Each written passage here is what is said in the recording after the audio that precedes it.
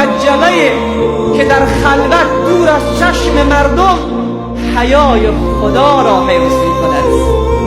بنازم از او جوانی که وقت فیسبوک خود را باز می کند، وقت اینترنت خود را باز می کند، هیچ کس او را تماشا ندارد، در خانه خلوت است، در بسته، گوشکی هم به گوشش است، ولی حیا از خدا می کند، شرم از الله می کند. ولی ما اگر در جلوه به پیش روی مردم مرد خوبی باشیم، مرد با شرم باشیم، مرد با حیای باشیم، وقت در خلوت میریم کار دیگر بکنیم، وقت در خلوت میریم از خدا حیا نکنیم.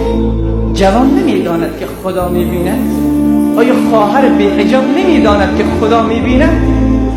روز قیامت بعض بنده ها انکار میکنند، خدای من این گناه را نکردیم، خدای من این خطا را نکردیم، خدای من این زنا را نکردیم. الله همون زمین را با تصویرش، با عکسش، با فیلمش نشان میدهد، میگوید بنده تو نیستی، تو نمیدانستی که من میبینم.